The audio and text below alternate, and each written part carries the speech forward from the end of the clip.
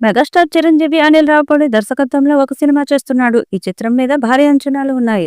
Village backdrop లో భార్యాభర్తల మధ్య సాగే ఫ్యామిలీ ఎంటర్టైనర్ గా ఈ సినిమాను తీస్తున్నారు. ఈ చిత్రానికి సంక్రాంతి అల్లుడు అనే టైటిల్ పెడతారని సమాచారం. ఇటీవలే ఉగాది సందర్భంగా సినిమా షూటింగ్ ను ప్రారంభించారు. సంక్రాంతికి వస్తున్న సినిమాతో ఇండస్ట్రీ హిట్ ను దక్కించుకున్నాడు దర్శకుడు అనిల్ రావిపూడి. ఇప్పుడు ఈ సినిమాను సైతం పూర్తి స్థాయి వినోదాత్మకంగా రూపొందించేందుకు గాను స్క్రిప్ట్ వర్క్ పూర్తి చేశారు. అతి త్వరలోనే రెగ్యులర్ షూటింగ్ ప్రారంభం కావచ్చు. సంక్రాంతికి వస్తున్న సినిమా విజయంలో పాటలు కీలక పాత్ర పోషిస్తే పబ్లిసిటీ అంతకు మించి పనిచేసింది. పాటలను పబ్లిసిటీకి వాడుకున్న తీరు ఎంతో మందిని ఆశ్చర్యపరిచింది. ఆ సినిమాకు బీన్స్ సంగీతాన్ని అందించాడు. ఇక ఇప్పుడు చిరంజీవి అనిల్ రావిపూడి సినిమాకు సైతం బీన్స్ సిసిరోలియో సంగీతాన్ని అందించబోతున్నాడు.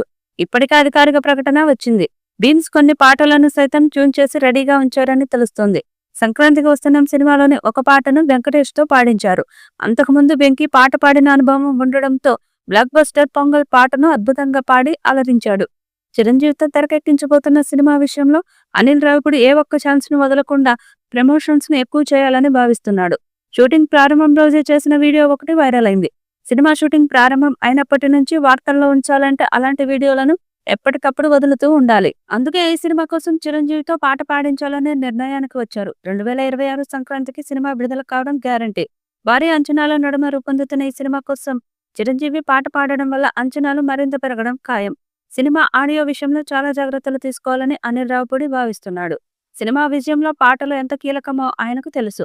అందుకే బీన్స్ ను ఇప్పటి నుంచే పాటల రికార్డింగ్ పై దృష్టి పెట్టమని చెప్పాడని సమాచారం.